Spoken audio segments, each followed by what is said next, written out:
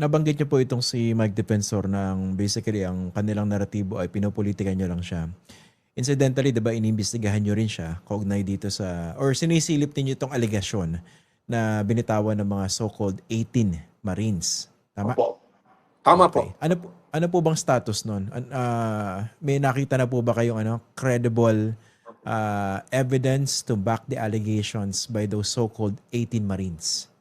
Ang mabigat po nga, nung pinatawag namin yung 18, ang pumirma lang, hindi pumirma lahat yung 18 doon sa investigasyon. Paano namin pupursue? So ngayon, meron po kaming sariling findings na pwedeng i-recommend dyan.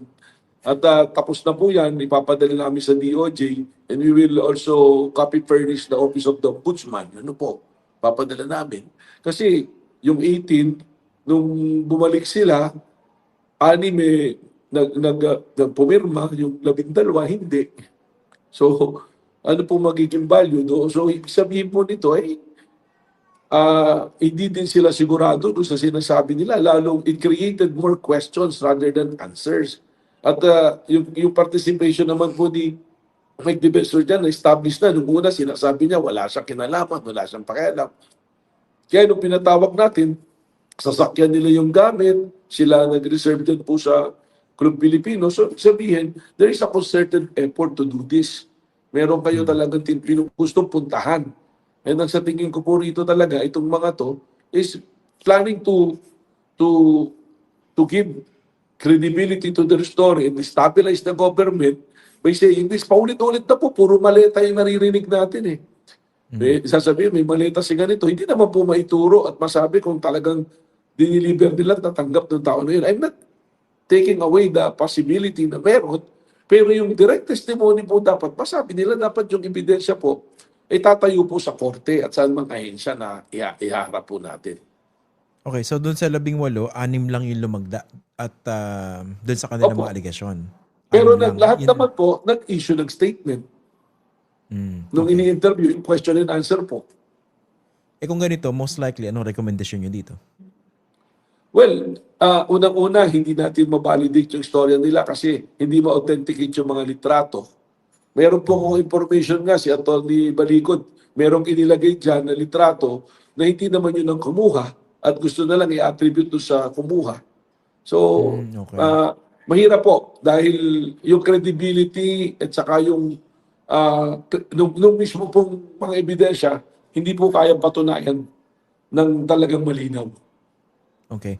May binanggit kayo kanina, lumalabas na bahagi ito ng isang destabilization effort against the administration. Lalo yung paulit-ulit na pag-push ng naratibo ng maleta, hindi po ba?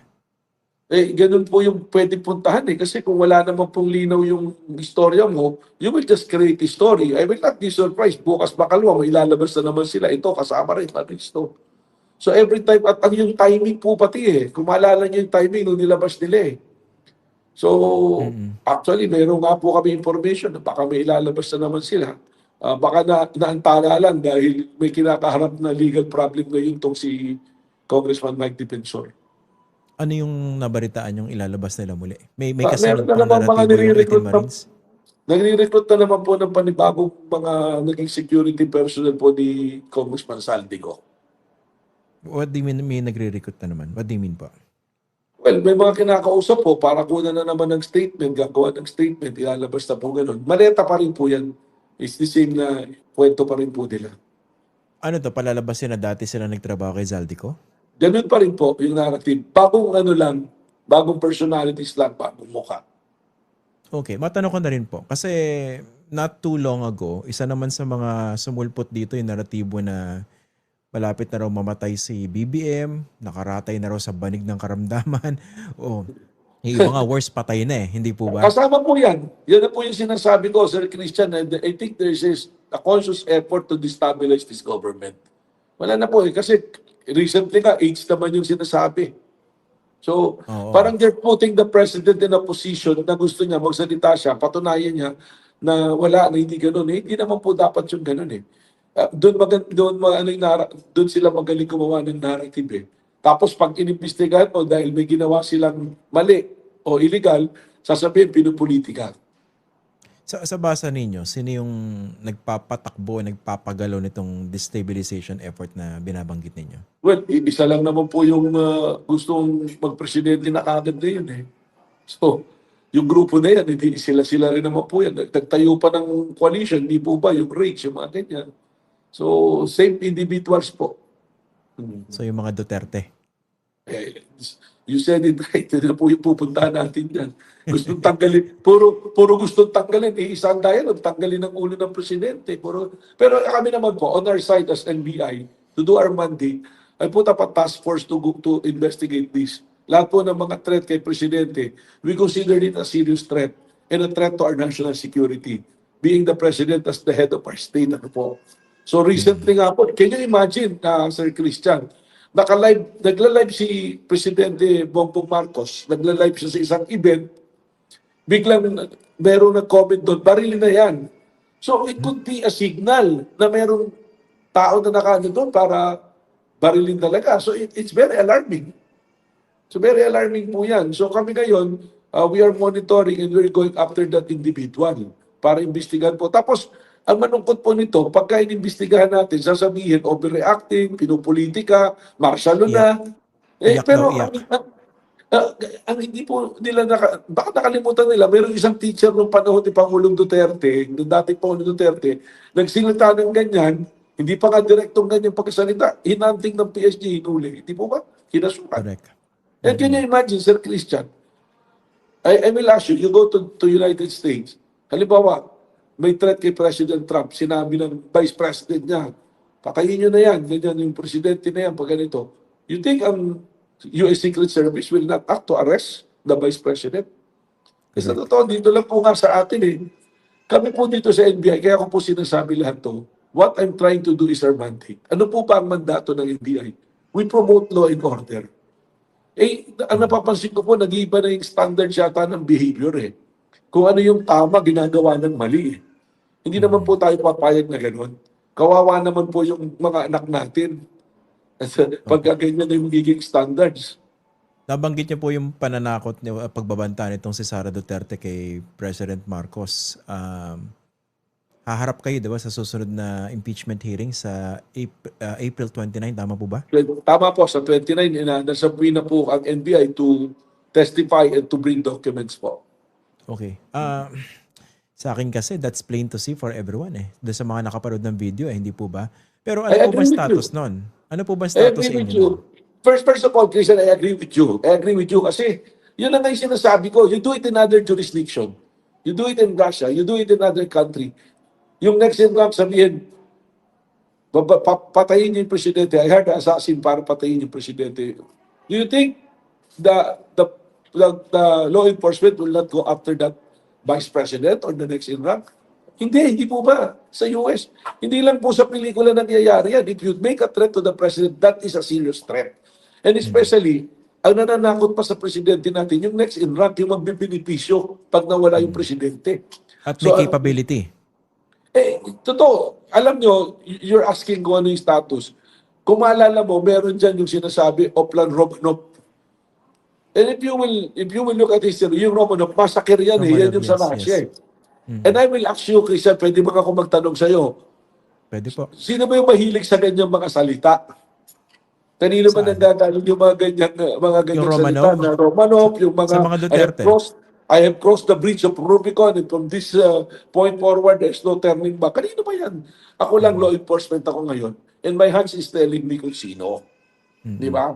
Don't ask me na lang. You read my mind. And I think Opo. intelligent yung mga nakikinig sa'yo rito. They can read my mind. Siyempre, ayoko lang sa'yo dahil I'm having case build up eh. Opo. And also the statement pare-parehas. They all after the head of the president. Di ba the latest yung rally dyan sa Club Pilipino? Yung kay Baste. Habang umuya-muya ng di ba? Di ba? So, Oo, yung sabi niya, ang gusto lang namin yung ulo ni BBM. Alam mo, not because I'm appointed by President BBM, but the President, mabait siya. I mean, kung ayaw niya ng gulo. Pero I think it's about time to put something in order. Hindi pwede eh. Okay. It's not the president that will only protecting, but the entire nation natin and the next generation. Sir, i-clarify ko lang. So, you're taking seriously yung sinabi ni Baste Duterte na gusto lang naman nila yung ulo ni BBM. Kasi sabi ni Secretary John Vic Remulla, supot daw si Baste. Well, I'm taking it seriously because it's a threat to the president. And any threat to the president is a threat to our national security. That's why I created a task force to investigate not only what Mayor Baste mentioned, but lahat na. We are monitoring the social media, we are monitoring individuals and groups kasi we want to put order. And that is the mandate of the NBI to promote law and order and to protect everyone. Meron ding reklamo, may reklamo rin si Vice President Sara, yung Opera Romo na sabi niya, we also take it seriously. We investigate it also. So anybody who will come to NBI, we will serve them properly. Opo. Pero anong status nitong Ayun pagbabanta ni Sara Duterte? Nasa tapos na DOJ yan po yan, di ba? Yes, opo. And I think the DOJ already submitted it for resolution. So sila na yung magdi-determine yan, no? At I think Ito lang I'm hoping na may lumabas na. ito lang po yung tanong ko dyan, sir. Hindi ba parang napakatagal naman nung proseso na yan? Well, Yung preliminary I don't want investigation to, na yan? Is it because it's a vice president involved? well, siguro ang ano lang naman natin ay ang DOJ syempre it's being very careful. Kasi pag meron na naman konting galaw, konting pagkakamali lang, konting-konti, sabihin na naman politika yan di ba? Pero I think it's forthcoming. Lalabas din siguro yung decision. No. Ba't siya nagsabing kumondak siya ng papatay at pumayag na yun? At sabi niya, no joke, no joke. Tapos sasabihin politika. Kaya sinireaksyon namin yan, Christian. Until now, we are on alert on that aspect. Tsaka every statement nga ngayon, kagaya nga nung recently lang, naka-live broadcast si Presidente, isipin mo, sabihin, barili na yan. Could be a signal, hindi ba? Hindi pwedeng. Doon din ako natatakot Pwedeng signal yun o pwede yung tao, akala nila, standard na ngayon yung ganyan kasi yung mga leaders natin supposed to be act decently, magsasalita ng mga ganyan. Kukopyahin na lang ng kung sino-sino. Ay, grabe no. Pala, ibang-iba yung mundo natin ngayon no? Can you imagine kung makabalik ang Duterte, balik yung ganyang pag-uugali lalo? Hindi po ba?